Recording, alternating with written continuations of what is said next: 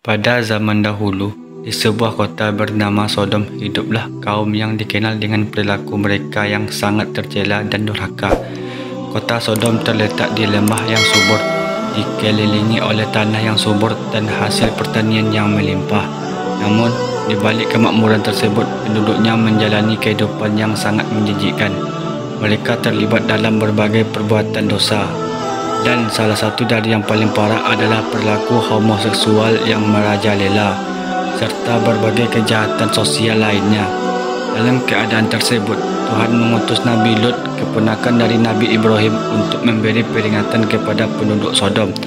Nabi Lut diutus untuk mengajak mereka kembali ke jalan yang benar, mengingatkan mereka akan kewajiban untuk menyembah Tuhan Yang Maha Esa, dan mengingatkan mereka tentang akibat dari perilaku mereka yang sangat menyimpang. Nabi Lut tiba di kota Sodom dengan penuh harapan. Ia mulai menyampaikan pesan-pesan Tuhan kepada penduduknya dengan penuh kesabaran dan ketulusan. Namun, bukanlah hal yang mudah untuk mengubah kebiasaan masyarakat yang telah terjerat dalam dosa selama bertahun-tahun. Kaum Sodom menolak semua ajakan Nabi Lut. Mereka bahkan merasa terancam oleh ajaran baru yang dibawanya dan mulai memandang Nabi Lut dengan penuh kebencian dan cemoohan. Namun, Lut tidak menyerah. Ia terus menyebarkan ajaran dan peringatan kepada kaumnya. Dengan segala cara, ia berusaha untuk membuka mata mereka tentang akibat dari perbuatan mereka. Dia mengatakan kepada mereka bahwa tindakan mereka tidak hanya melawan hukum Tuhan, tetapi juga merusak tatanan moral masyarakat yang sehat. Meski demikian, usaha Nabi Lut tampaknya sia-sia. Kaum Sodom semakin tenggelam dalam dosa dan bahkan semakin berani melawan. Suatu hari, Nabi Lut menerima tamu-tamu yang tampaknya sangat istimewa. Tamunya ini adalah malaikat yang diutus oleh Tuhan untuk menguji dan memberikan peringatan terakhir kepada kaum Sodom. Para malaikat ini datang dalam bentuk pria-pria tampan yang tidak terlihat seperti makhluk luar biasa.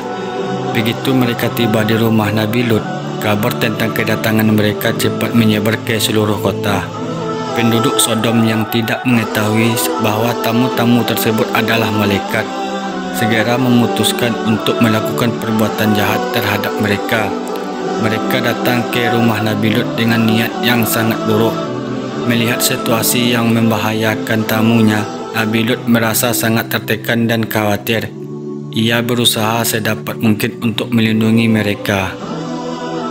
Dalam upayanya untuk melindungi tamu-tamu ini, Nabi Lut menawarkan keluarganya sebagai pengganti, yaitu putrinya yang masih muda, untuk melindungi tamu-tamu dari tindakan buruk penduduk kota. Namun, tawaran tersebut dianggap tidak cukup oleh para penduduk Sodom. Mereka terus menuntut agar Nabi Lut menyerahkan tamunya kepada mereka. Dalam keadaan yang sangat kritis ini, malaikat akhirnya mengungkapkan identitas mereka yang sebenarnya. Mereka memberitahu Nabi Lut bahwa mereka adalah utusan Tuhan dan bahwa mereka datang untuk menghukum kota Sodom karena dosa-dosanya yang sangat berat.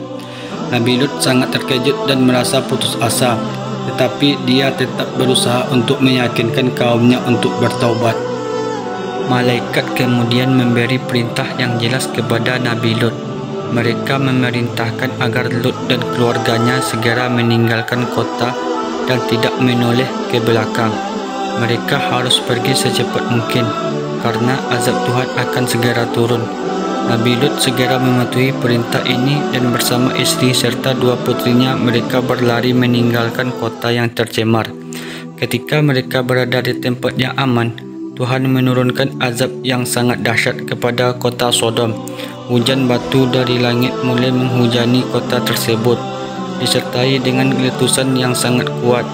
Sodom dan sekitarnya hancur total.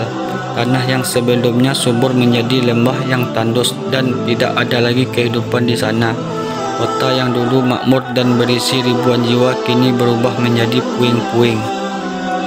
Di antara mereka yang meninggalkan kota adalah istri Nabi Lut. Meskipun sudah diperingatkan untuk tidak menoleh ke belakang, istri Nabi Lut tidak dapat menahan rasa rindu dan kesedihan atas kota yang hilang. Dia melanggar perintah Tuhan dan menoleh ke belakang. Akibatnya, Dia berubah menjadi tiang garam sebagai bentuk hukuman atas pelanggarannya. Nabi Lut dan dua putrinya yang selamat melanjutkan perjalanan mereka dan mencari tempat baru untuk tinggal. Meskipun mereka selamat dari kehancuran Sodom, mereka tetap membawa kenangan pahit dari kota yang hancur itu.